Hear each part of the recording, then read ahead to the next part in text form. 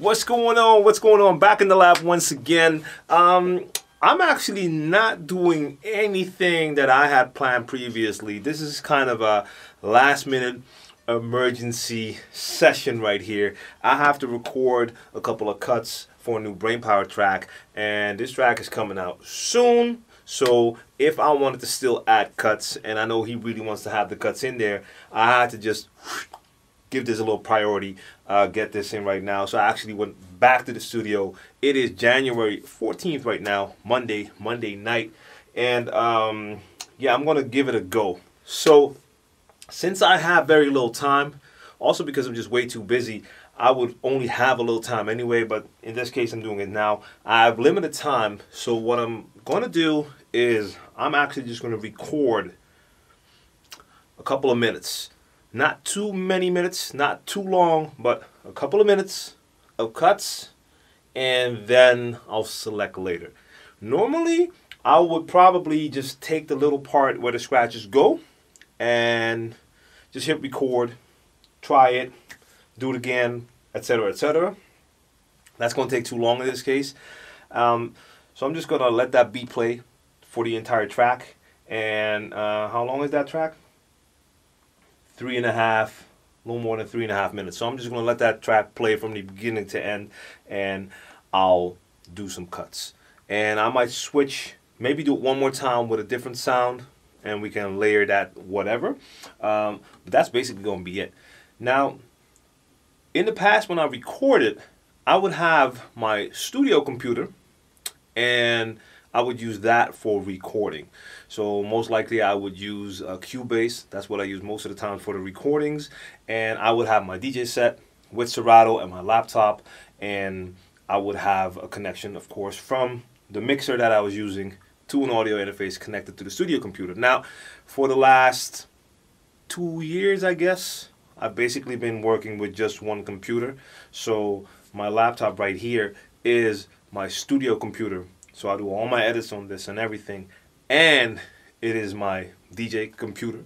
So this goes everywhere. So in this case, I'm kind of limited. I'm not going from this computer to another computer. So I'll be recording inside Serato. Now, as a backup, and just to see how that audio sounds, I'll also take outputs from the mixer and let those go into my external recorder, my Zoom. So I have a recording inside Serato, and I have a recording straight to an external audio device, and I'll just test afterwards just to hear if there's like a major difference in sound quality. I mean, I know Serato saves it, I think in AEF format, if I'm not mistaken, or it's WAV. I forgot for a second, but I got like 24-bit on a WAV on the Zoom, so I'll just do both. They're just recording simultaneously, so it's not like it's extra effort. All I have to do is connect it. I have a cable right here, output right into there, and I'm good. Now, there's one thing. If I only have this setup, and this is all I have, one channel here, one channel here, I have to play the beat, and at the same time, I have to do the scratches. But I only want to record the scratches. So what I'm going to do, so hopefully you follow, if you've ever recorded, you know you don't want that beat in the recording because you only want to send the scratch file. I'm going to play the beat on this deck, but I'll have the fader down so you won't hear the beat play and Serato won't record it, but I'll have the beat in my headphones. Now I'll set the Q mix in the middle, so I'm going to hear this deck that I'm cueing, and at the same time I'll hear the master output, and I'll have my scratches there. So in my headphones, you're going to hear the beat. I'm going to hear the beat and the scratches, but the only thing that's going to the output are the scratches. That way you can still record your scratches to a file without having the beat in the back. Now here's a little tip, little trick you might want to apply if you ever have to record scratches for, hold up, what's that? No, we'll fix that. If you ever have to record scratches for a project for someone, and not everyone is as familiar with how cuts are supposed to sound, make sure you never just send a cappella. Let me call it a cappella. Don't ever send a file that only has scratches on it. because then you're going to have to depend on their ear, their musicality, to know how to place those cuts. And I've had that happen once, and I heard the mix and the scratches were in all wrong. Now, I was able to fix that before it actually went out and got mastered.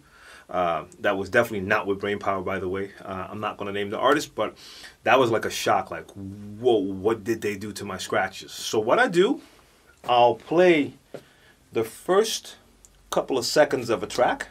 So the first couple of seconds of that beat, they're going to be open. That's going to the output. That will be recorded.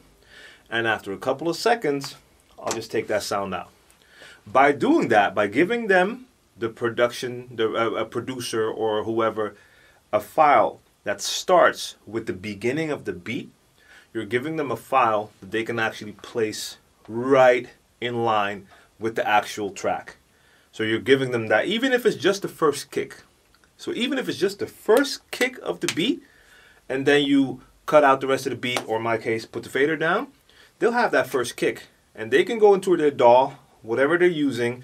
They have all of their layers in there. And they have that start layer where they have that kick. You give your file with your kick, they can lay it right there. And then you know for sure that your scratches are going to be placed right. So always do that. Never go for the full acapella. So that's what I'm going to do here as well.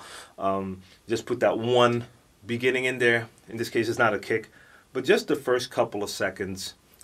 Take that fader down, and then it's going to be just scratches on the file. That's going to work just fine. So I'm just going to do a little bit of experimenting, and yeah, this is always fun to me. And I mean, I'm always proud to have cuts on another track. I know Brain always wants to have cuts whenever he feels like it's useful to the track. He'll holler at me straight away like, yo, I recorded the track. There's a little part in there, and I feel it needs a couple of scratches. And yeah, man, that's why I come in. So that's what I'm going to do right now. My day basically has been a very typical day so far. Took the kids to school in the morning, did my workout after that, had to do a little bit of editing work for the podcast. And look, the video schedule is going pretty cool. Actually, very well. I'm going to have to actually spend some more time on tweaking a lot of the stuff, the thumbnails, more tag stuff. But the rest of social media up until now has definitely not been going as well. Like, I had a content plan of posting a lot of stuff, and just like the schedule I had with the YouTube videos, I have to really schedule in like a slot of a couple of hours to really gather all the photos that I want to add, because that's not going as well yet. So I have the software, the app to schedule, but I need to make sure I actually have the photos to put in Buffer so that I can plan everything. Well, one thing at a time, man. The plan is there. Like I said, I give myself a couple of weeks to get everything in motion, and then I'll see what works, what doesn't work. So there's no stress, and there's no feeling of this plan is not working. Like, tranquilo, taking my time, making sure I get one thing tight at a time. Videos are going well. Now I got to get the next thing straight, and so on and so on. So it's a work in progress, and that's actually what I expected. So did a couple of those things today. Now I'm doing this, and then I'm going back home and make sure to get that rest, because tomorrow I got like a full, no, not a full day, a half day of shooting. Then we have a parent-teacher meeting for my youngest son. That's the regular stuff that comes with it, man. You got to get that in there as well. Maybe after that I'll go back to the studio, but I doubt it, because tomorrow night I have to do the warm-up session with the soccer team. So we'll see. It's probably going to be more editing after that. That's it for now. I got to get these cuts going. So see you later. Peace.